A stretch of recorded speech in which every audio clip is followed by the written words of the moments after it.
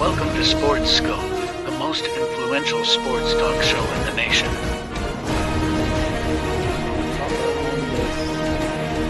What is today, the 19th? Stay tuned for updates and great sports content. Hello, everybody. Welcome to Sports Scope. I'm your host, Robert Butler, on this second day of October. Got a great show with you for you tonight here. Going to talk a little Jets and Chiefs. Looks like there's a little Taylor Swift fatigue going on with the league and the networks here. The NFL got raked over the coal for a friendly tweet. I'll talk about that a little bit later. Also, Drew Holiday later in the program. Boston quietly making moves here, The Celtics. I don't know what to think about the trade. I do think that they have a loaded team, and there's a lot of potential there. We'll talk about that. Of course, Patriots and that demise, looked into that as well, and many more. Plus, I got a quick announcement to make after the break. But first, let's go ahead, take care of our first and only break, and we'll hit the ground running in 49 seconds here on Sports Scope. Hello, Sports Scope followers. The program has seen tremendous growth since going 5 days a week. I just wanted to thank everybody for your cash contributions and sharing the program with friends and families. Just a reminder, if you want to contribute to the program, go to the Cash App, the cash sign, and Sports Scope. There are other ways to contribute to the program listed at the bottom of the screen. If you want to advertise on the program, go to sports, that is sports with an S, another S, scope, SKOPE, at gmail.com, just like it's listed at the bottom of the screen. Thank you and enjoy the program.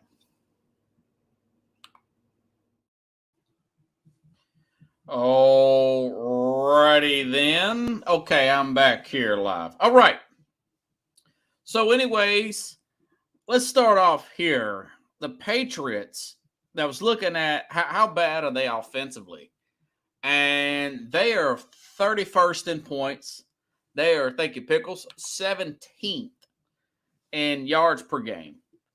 And, I did a little research and looked back. And even to this day, folks, I was under the impression before this afternoon that Bill Belichick had stepped down from general manager duties, assigned to head coaching duties. And I remember now Keith Fangle, the great Keith Fangle from TGI Sports, huge Patriot fan, follows this team closely, had mentioned something to me over the summer when I brought him in on one of the typical Wednesdays, that Bill Belichick is still having the final say-so in player personnel on this football team. And so I was looking, Scott Pioli, when they were rolling, he left this team in 2008. Okay. And their last skill player to make the Pro Bowl was Gronkowski in 2011. So we're talking 2011 to 23, 12 years ago. And, for example, they had drafted N'Keal Harry in the first round, 2019, wide receiver out of Arizona State. And mainly the connection was Bill Belichick was friends with Herm Edwards, former Jets coach, former NFL head coach there. And so he drafts this guy, N'Keal Harry. And Pickles, check this out. You know who was drafted after N'Keal Harry? Terry McLaurin, A.J. Brown, D.K. Metcalf, Deontay Johnson. And mind you, folks, N'Keal Harry was drafted 32nd draft pick. He was at the very end of the first round there. And all these players, A.J. Brown, second contract, D.K. Metcalf, Deebo Samuel, all second contract, Terry McLaurin, Pittsburgh's Deontay Johnson. Heck, even Hunter Renfrow is more productive than than N'Keal Harris, who's on a practice squad somewhere. He's on a practice squad with the Vikings. I mean, that's how bad that is, for example. But Robert Kraft has got to have this sit down with Bill Belichick and say, Coach, you were beat 38-3 the other day. You don't have that many injuries on the team. I mean, the talent differential here is daylight and dark. This is going to happen more on a case. He has to coach the perfect game. The perfect game. And I like what Mike Reese, ESPN reporter, asked him towards the end of that game.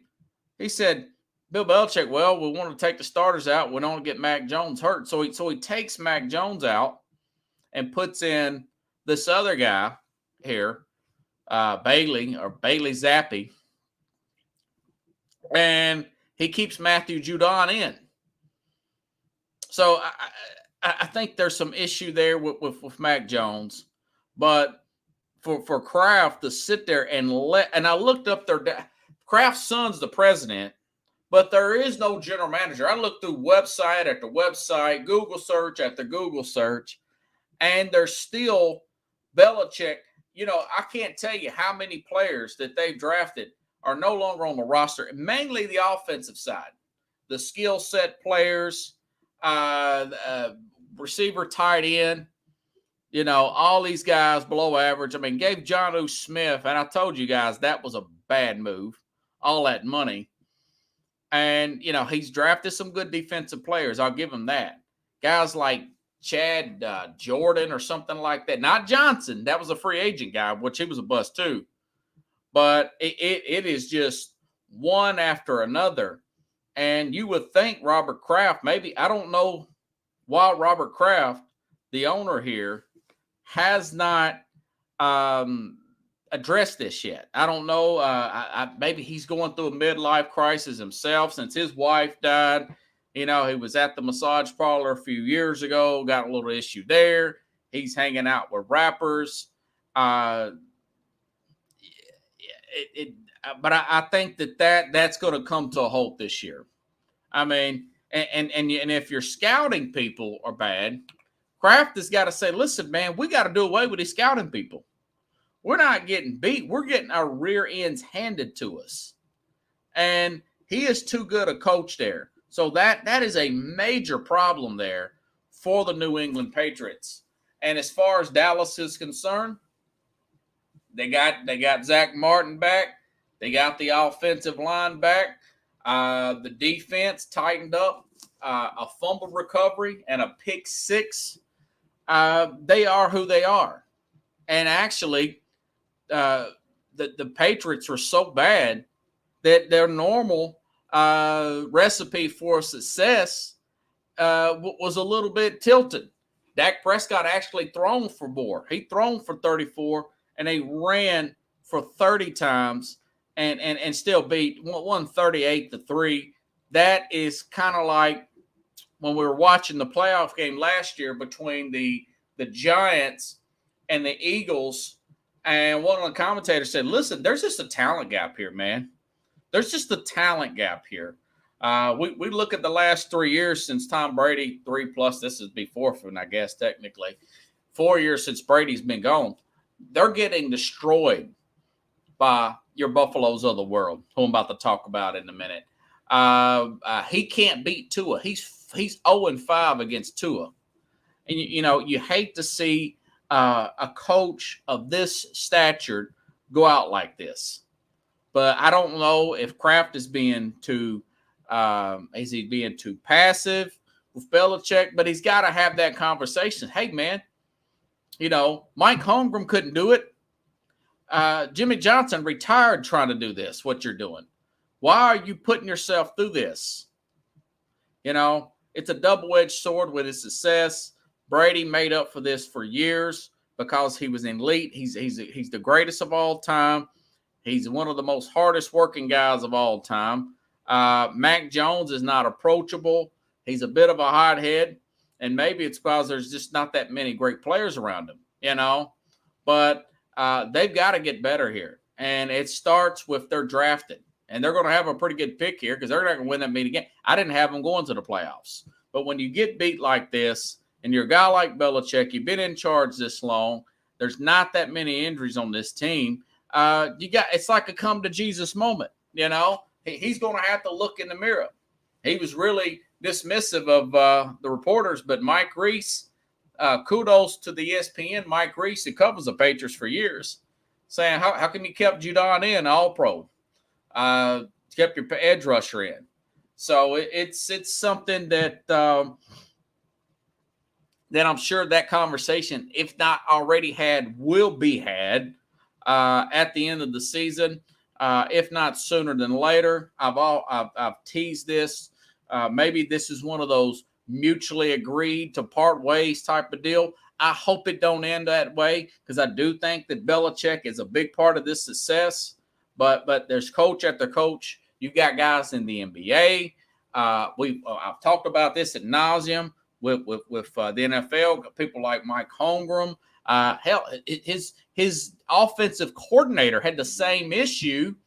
Bill O'Brien had the same issue in Houston. That's why he's there. As soon as they gave him the general manager duties, he starts making these crazy moves, and the team's play goes down. He starts blowing up on people. He's got way too much on his plate. And, of course, we know what happened. They got rid of him.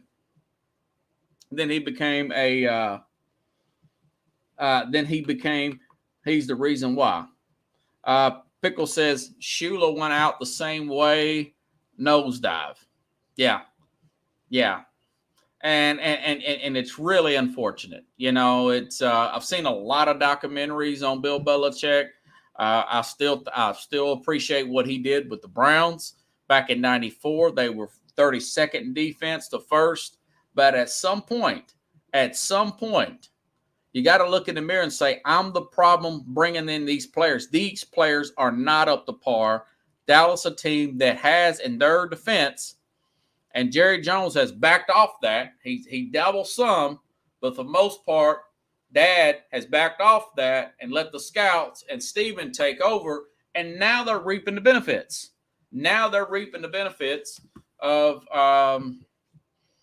Of those moves that have been made. Old guys get set in their way. Yeah. I mean, you could say the same for Al Davis. He went a little nuts there. He went a little off the reservation there towards the end. Okay. Oh, switching gears here. Up in the Northeast here. Now, Bills, very good news. You got some bad news. But the good outweighs the bad with the Bills. Good news is, of course, they won 48-20, and they have outscored their opponents, folks, 123-33. So tomorrow when I do of course, we got, by the way, Seattle, the Giants. I think the Giants pull it off tonight.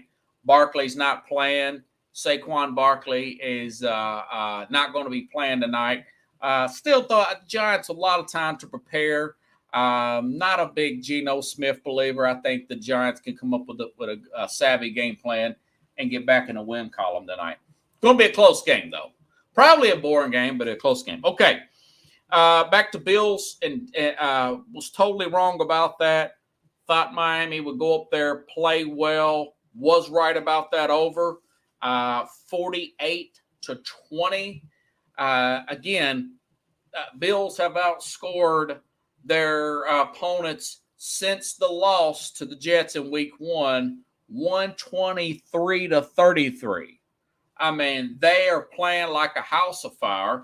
But the bad news is Tre'Davious White, it was confirmed today by Ann Rappaport, has torn his Achilles. So they're going to be a little bit off on that back end. But they did there was also reported that Von Miller will be back this week. Von Miller, now how long will the 34-year-old Von Miller be back? Who knows? But you put him with Ed Oliver and that pass rush, who's played much better this year. They're playing pretty well, and it's not all Josh Allen doing it. A lot of it is the defense. Allen's taking what they're giving him. He did have 3 touchdowns to Stephon Diggs. Now, Stephon Diggs has always had – Diggs beat up on Xavier Howard. 3 touchdowns, over 100 yards here in that particular game. Also looked up some stats. Bills are 6th in yards. They are 2nd in points on defense. So you could say that they're the number 1 team right up there with the 49ers the last 3 weeks. It's starting to look more like my last year's Super Bowl prediction, Niners and Bills. But, hey, look, this thing changes every week. But I'll say this.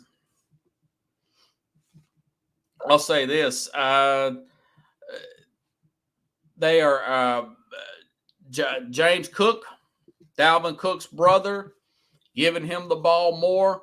Allen is not turning the football over. He's playing more patient football. They're not trying to. And you know what? Sometimes you got to get called out, And I'll talk about sometimes you simply got to get called out. And players focus more. The ones that give a crap do. And Josh Allen, I've played the Jason Whitlock thing that said he has a source within the locker room, a coach, which he was referring to, saying that Allen was mailing it in. And I kind of compared it to Roethlisberger after he got initial success up there in Pittsburgh. And he got the memo. And I was watching Office Space again today. I was preparing for the program. I need something funny. And did you get the memo, Peter? And he got the memo. Now, am I ready to crown him? No, but they got one loss. That was an overtime loss to the Jets. But, I mean, you look at the blowouts to a Commanders team that's shown to be well above average. Gave Philadelphia all they wanted in the overtime there. Okay. Blown out this Miami team who just scored 70 last week and beat 2 playoff teams. No, they didn't beat 2 playoff teams. But they're averaging the highest scoring team in the league. The highest scoring team in the league here. Defense got 2 interceptions to Tua and a couple of sacks there. So it's early in the game, but you lose Tre'Davious White. That's really unfortunate. But they've got the pass rush. They've got to stick with the run, not get sloppy, not get frustrated, punt the ball when they need to, and let the defense do their thing, and don't turn the ball over. Now, that's the sentiment for right now. But if you're a Miami fan, you got 2 more touchdowns out of this. Devon Achane, 100 yards, 2 touchdowns. You say, well, what does that mean? You got the crap bit. Well, I'll tell you what that means. That means that you've got some consistency there when this weather changes, and this team cannot rely on Jalen Waddle and Tyreek Hill. By the way, those guys didn't score. So, defense did a really good job. Now, with Tre'Davious White with that torn Achilles, they're going to take some hit because Poyer was out. Micah Hyde made some plays, got him back. But still, a lot of it is about the pass rush up front. Kansas City last year, rookie cornerbacks, new safety, and they turned out to be okay. They won the Super Bowl. So, hey, look, man, you got to call it like you see it. 4 sacks against 2 and 1 interception. But it was as advertised. I said it would go over that 54. It did, and we'll see how it plays out from here. Pickle says Josh Allen played a flaw. Yeah, I mean, he didn't have any turnovers. He's dialed in. He's focused. The camp is quiet up there. Maybe they had their moment. Maybe they had their moment. Okay. Oh, man, interesting stuff with the Bears today. The Bears played, even though they lost, Justin Fields had the best game of this year. Justin Fields played great. played great. I'm trying to get his stats here. 4 touchdowns. He did have 1 pick, but 132.7 rating, 18 yards, 18 carries. Now, they did lose 31-28. That was better for Russell Wilson, 133 QBR rating, 3 touchdowns, no picks for Wilson. I put him on I put him on my fantasy team that we talked about on this program here recently. Wilson played pretty well. Now, he did come up as advertised. But I'll say this. It's funny how things work in Chicago. God, what's the freaking guy's name now? Chase Claypool. Chase Claypool with was inactive. He was a healthy scratch per se. And listen to Matt Eberflus, by the way. Listen to Matt Eberflus talk about that today. And of course, I'll get to the Jets here in just a minute. Okay, this is a fascinating back and forth today. 20 straight questions opened up the presser. Matt Eberflus talking about Chase Claypool. Listen, in the building this week for that. So with that, I'll open up to questions. Is the plan to keep Chase Claypool away from the team until you trade or waive him? Yeah, right now we're just having him stay, not be in the building this week. And then again, Ryan does all the trades and transactions, and we'll decide that. Ryan Poles, the general manager. Why keep him away? Why keep him away from the team right now? What is the rationale behind that? Yeah, we just feel that's the best for the team. Why?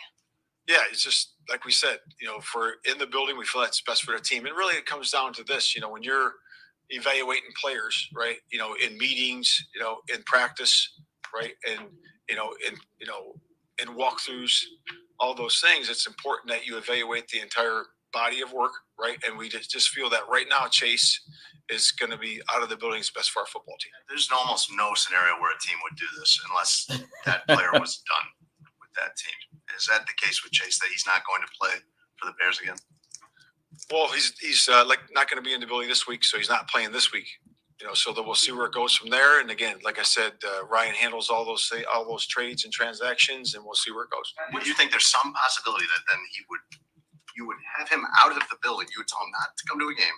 You'd have him out of the building, not to go to another game, and he would somehow be on the team again at some point and play?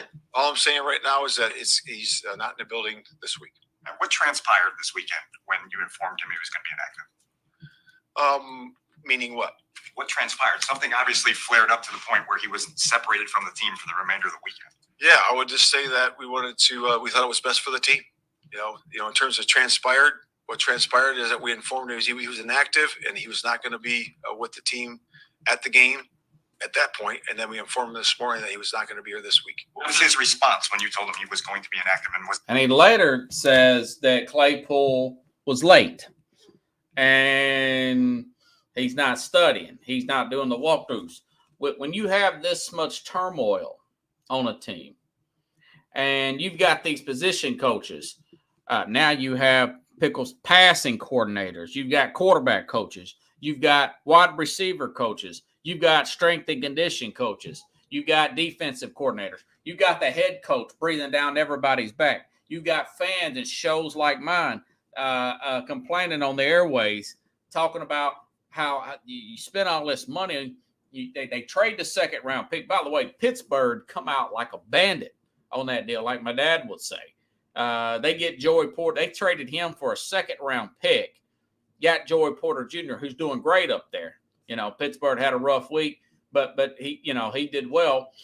And Claypool is a guy. I just don't know how Chase Claypool, how he got through Notre Dame. But what I'm saying is, if you got everybody pushing the team and you got this one guy showing up late, not running his routes right, not being diligent in the meetings, looking like he's wandering off somewhere, it's hard to push everybody else. So you get, essentially, coaches said, that guy's a cancer. That guy's a cancer. And I'll tell you what, it did work. Even though they didn't win, Justin Fields, he completed like his first 15 passes yesterday.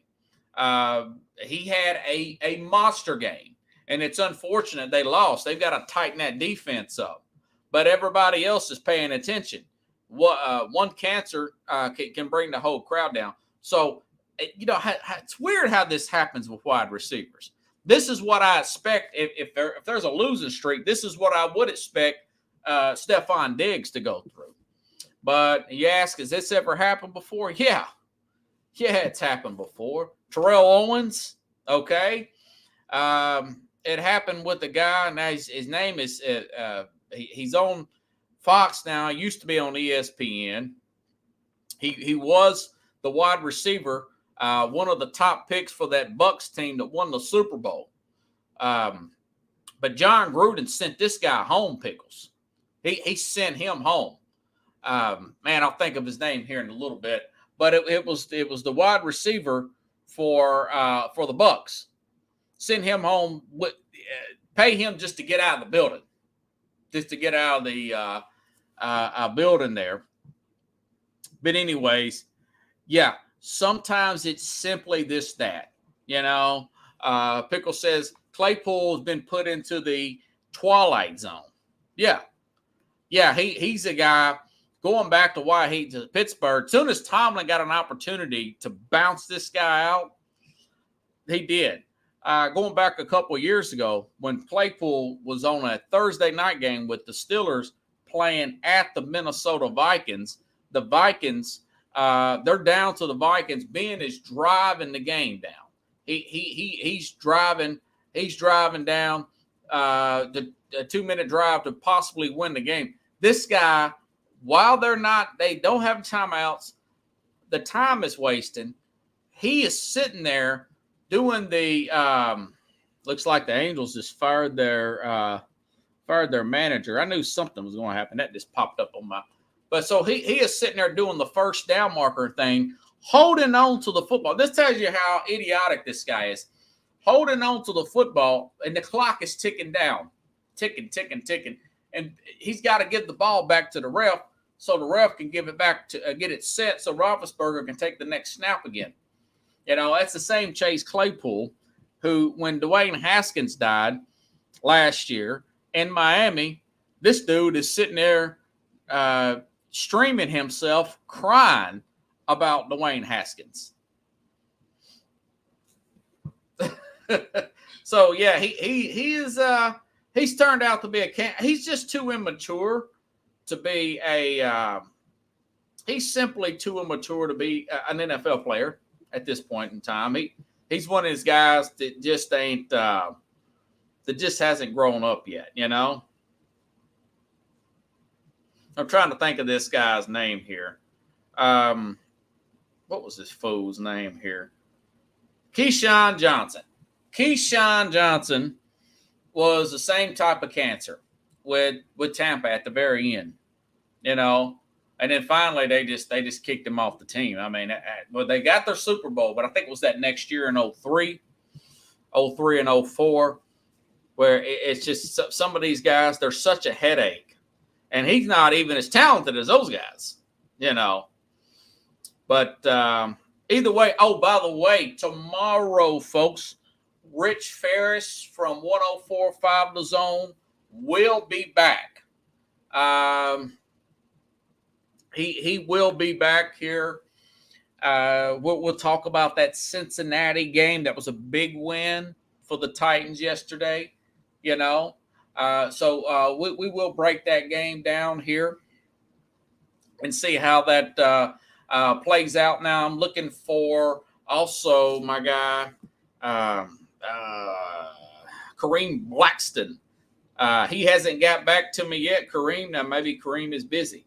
Try to get him to come on Wednesday and talk about this huge NBA trade here. And go over that, and also get his opinion from the on the Titans here. So yeah. So the Bears, it is what it is with the Bears. Claypool, my guess is he'll either get traded, 7th round pick, something, or they'll just cut him. And I expect that probably to happen this week. John Restano, he did send me a message, my guest last week, big Bears fan. He says Eberflus and the South must be fired before they draft another quarterback. I put this on X after I retweeted that interview out, or that press conference out with Matt Eberflus. To sum it up, I just basically talking about Claypool. He's an alpha. He's an alpha, and Justin Fields had his best game of the season. But Restano's thinking that maybe Eberflus isn't quite right, that maybe he's just not that guy. Well, we'll see. I do think that it's good to kind of put some fire under these players. I noticed Justin Fields had a really good game. Maybe they settle in and they do win that 7 or 8 games. Maybe they do get rid of those cancerous players. When you're pushing a team and trying to get a culture set, you got to get rid of those cancers. You got to get rid of the drifters. You got to get rid of the complainers, the naysayers.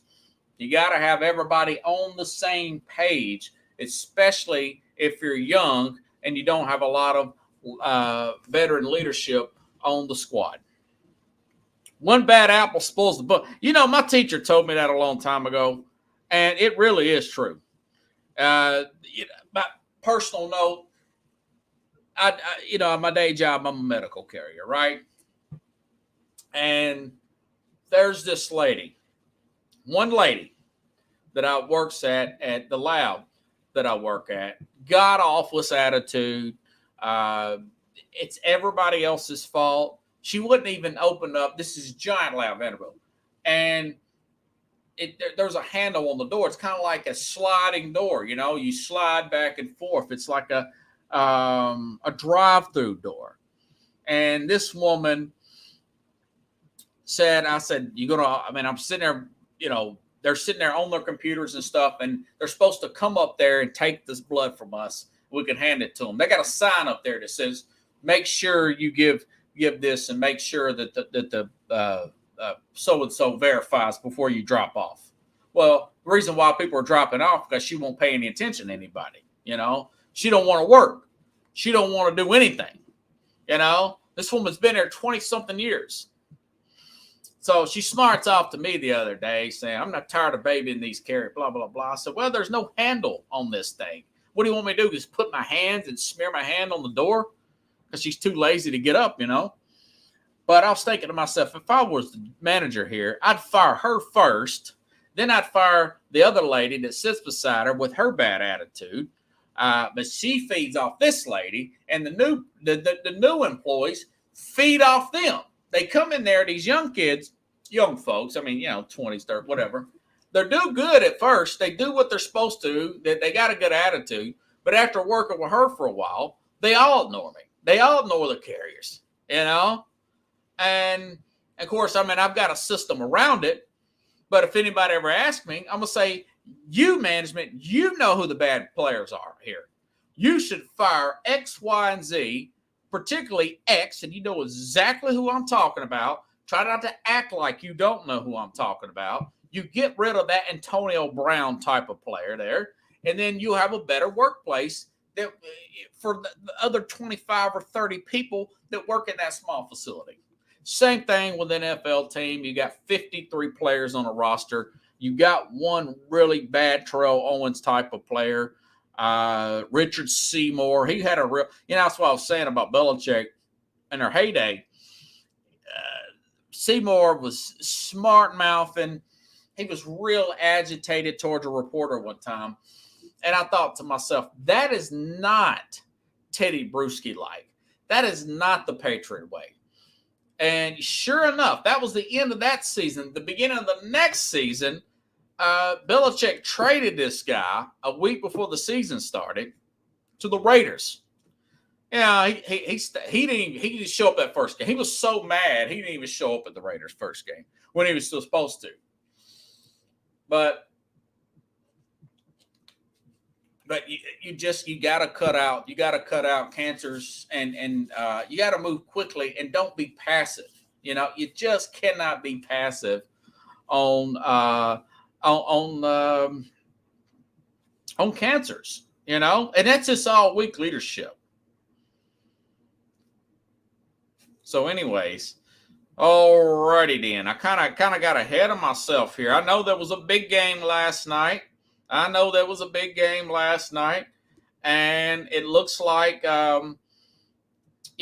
speaking of pressure, we talked about Zach Wilson last week. I played you the clip by Joe Namath saying, does Zach Wilson want to play? This guy, he's like, I'm done with this guy. He falls down, sacks himself. If you fall down, nobody touches you. You're not down in NFL. He's been in the league 3 years, so he knows that. He just stayed down. And it's good not to, hey, call the guy out. Say, hey, man, pay attention. He's a young guy. Pay attention. So this week, hey, you know what? They lost. But Zach Wilson, 105 QBR, 2 touchdowns, 245 yards. Listen to what Patrick Mahomes said to him after the game. This is... Hey.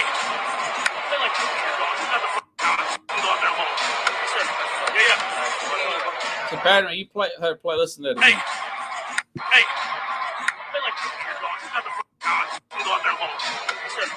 He said, you played like effing Aaron Rodgers today, man. Keep it going. So, gave him a bro hug and all that. Of course, they didn't win. They didn't win, and they're 1-3 now. And I'll say this.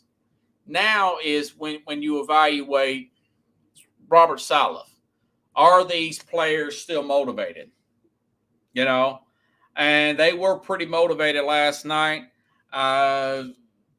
Messed around, New England or KC gets the win there.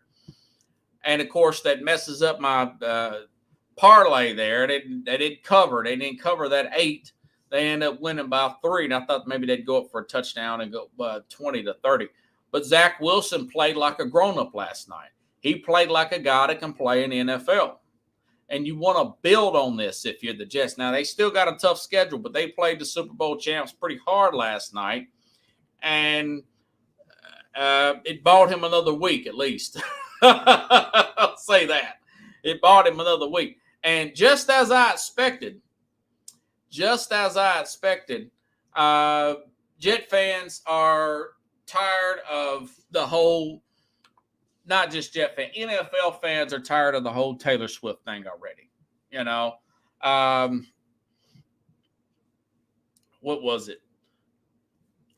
So they went to 17 shots of her during the game, Pickles. I was telling my dad the other day, I said, it's probably going to be about 5, the over and under shots of Taylor Swift in the window there. Well, they did 17. And, the word rigged was trending on X this morning. And I looked it up, and the NFL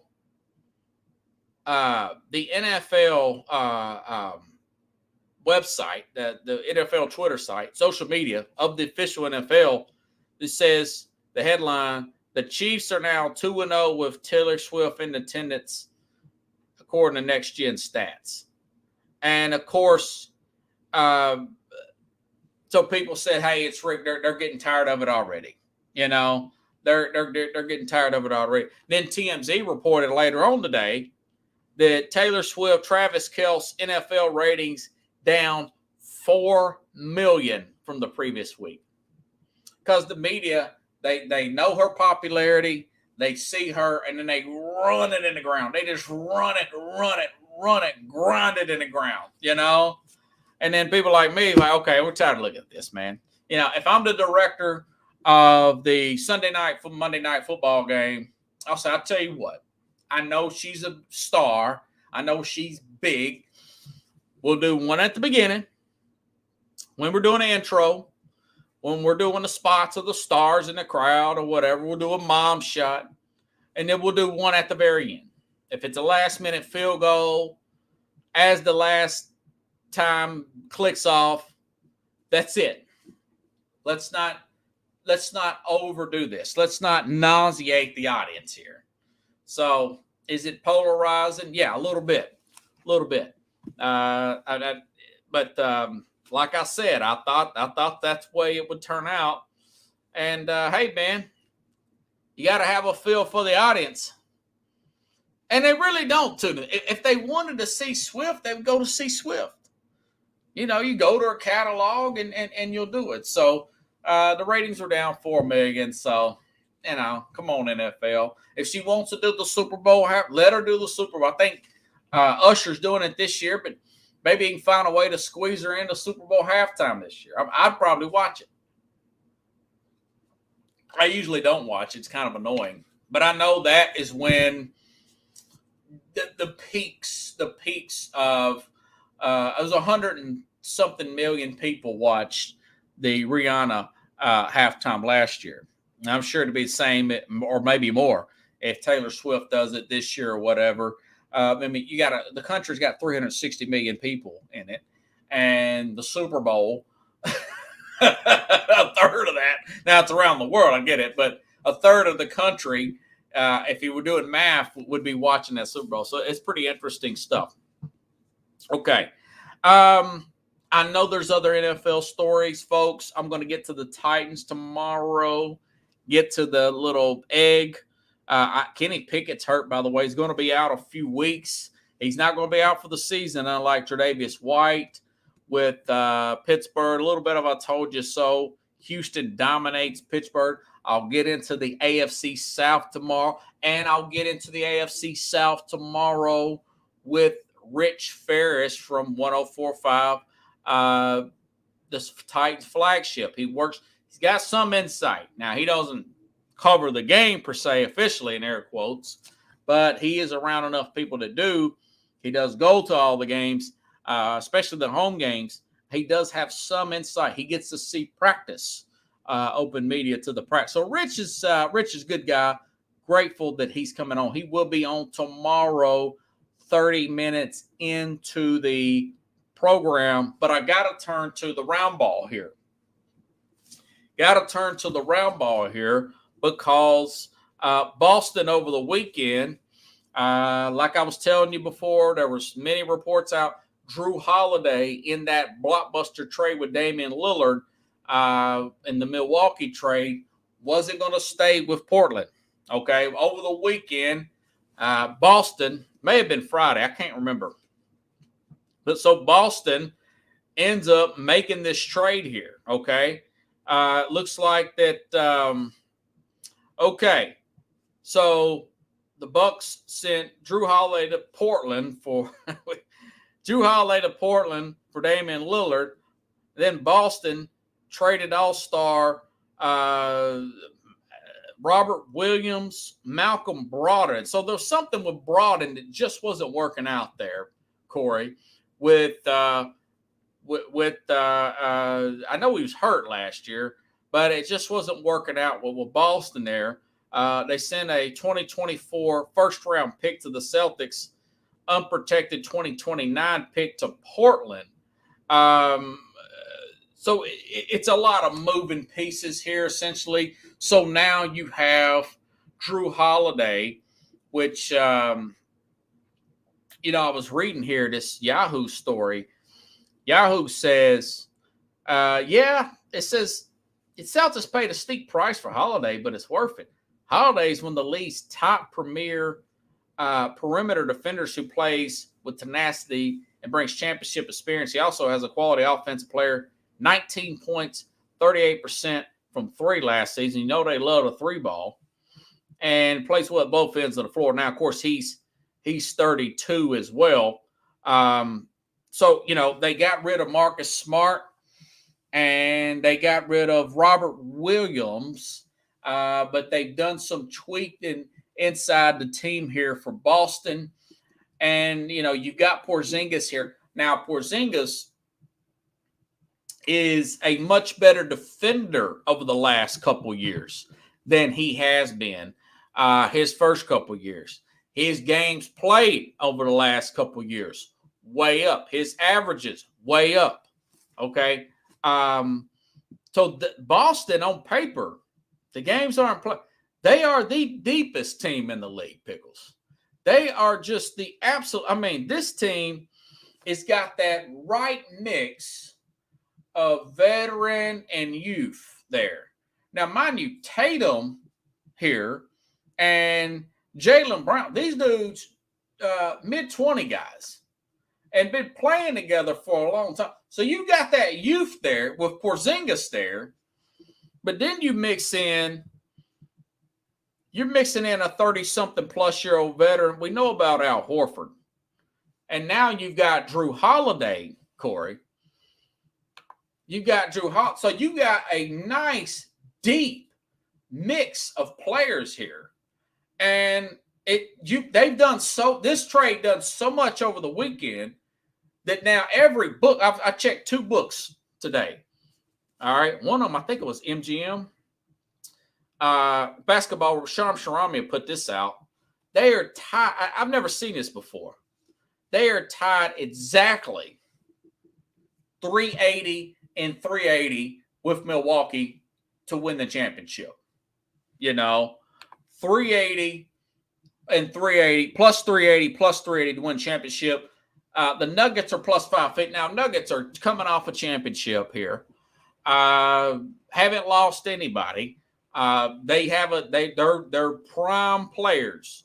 Aaron Gordon, Joker, Jamal Murray, all in their 20s. None of them are over 30. They've got the experience of winning the championship. They got a coach here that takes every play out of the Pat Riley, the winner within playbook, all in there. Here's my knock on Denver. Aaron Gordon was partying like it's 1999 for about a week. He's out here walking in the public, going crazy, just walking up to crowds, drinking, acting crazy. The Joker had been partying overseas all summer back in his home country, Serbia or whatever. And that head coach up there, he's got to say to himself, how motivated are these guys? And he's going to, my guess is, just between us, he's going to have to whip these guys into shape. They're going to be out of shape early. Now, they'll still be really good. They'll probably still be the favorite in the West. I was talking about the AARP thing jokingly. Draymond Green's already hurt. He's going to be out for weeks for Golden State. The Lakers will be good in spots, but Anthony Davis, it's not if, it's when he's going to get hurt. LeBron it's dog years now for LeBron. After 32 in the NBA and major sports, your age goes up 7 years, in my opinion. So LeBron's what, almost 40? Do the math on that. 7 years. So he's going to miss. He'd be lucky to play 50 games this year. Same thing with that Suns team. Now they've got some good players on the backcourt. Booker's still young, whatnot. I get that. I'm not going to dog out Booker too much, but this Boston team is just, man. We talked about Sam Cassell last week. The thing is he going to be the strong enough voice to get to these players? But I can't say that Milwaukee's better than Boston now. You got your inside game. You got your outside game. You got your experience. You got your bench. Only thing missing from Boston is a Pat Riley coaching them, man, or Phil Jackson coaching them, a Chuck Daly. Maybe Sam Cassell is that Chuck Daly. Maybe he is that Pat Riley. I've been watching Winning Time, which, by the way, HBO, what the bleep are you thinking? Winning Time, the story of the early LA Lakers. The ratings dropped because they're messing with the show times. It came out one time, then they redid the start time. And when you start moving shows around, when people are real busy and we got this low attention span, we lose track of things. So Amazon, Netflix, John C. Riley, who plays Dr. Webb, best role he's ever played in, get in winning time. My whole point is that the interim head coach there, I can't remember his name now. I was on a roll for a second there. Anyway, so the interim head coach there, after the coach in 1980 gets in the bike wreck, okay? This interim head coach here is real passive. He's real passive. He tries to. He's real intimidated by the players. He's real intimidated by the player. But he's got this assistant. There's a hard-nosed guy, long hair, and it's before he became Pat Riley. Paul Westhead, real passive guy. And this guy playing him does a good job. You know, he starts adding in this stuff to the other offense, and Magic gets ticked off. Magic wants out of town. Yeah. Westfall is the former Suns. Two different guys, similar names, Pickles. You're talking about the 1993 coach that coached the Phoenix Suns with Charles Barkley. Westfall, Pickles. So anyways, this Paul Westhead, he was real passive. It's kind of like Sam Cassell will tell you. I played the video. Here, let's see if I can find it. If I can find it, I'll play it, guys. But this is him as an assistant getting in Harden's rear end about playing, about going over the shooting drill. Because Harden's saying, he said, man, what do you hold on. Quote out of context.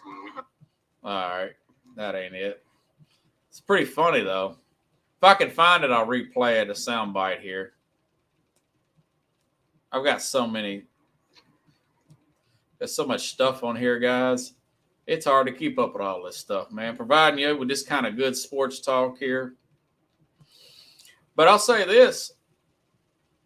Is Sam Cassell my point is he the Pat Riley of this team? Of Paul Westhead. Well, he's the one that goes toss to the player. Hey, look, man, you need to get back on defense. All right. You know, so it's going to be an interesting team. They made some adjustments. At first, I was like, oh, man, you lost Robert Williams. Then again, Robert Williams was hurt, you know. So they went and got some more offense. You lost Marcus Smart, but then you go out and get Drew Holiday. So it's they needed inside scoring. They got some inside scoring. They got outside. They've got speed. They've got age. They've got youth. Pretty much they got everything. You know, they pretty much got everything except for they got a coach here that's a little timid, and that's when maybe they fire this guy. And what if they underachieve? They fire this guy in December, the way the Cavaliers did in 2015, and in 2016. We know what happened. They won the whole thing, you know. So it's going to be an interesting season. The East is really strong. The West is more fool's gold than anything. And you ask me, so what about Portland? Well, Portland has been wanting to get bigger for a long time. Well, they got DeAndre Ayton. They got Robert. I think they got Robert Williams. Maybe he went to Golden State. I can't remember. It's kind of a wacky. Robert Williams. So, we're talking Derek White, Drew Holiday, Derek White, younger guy. You got speed there.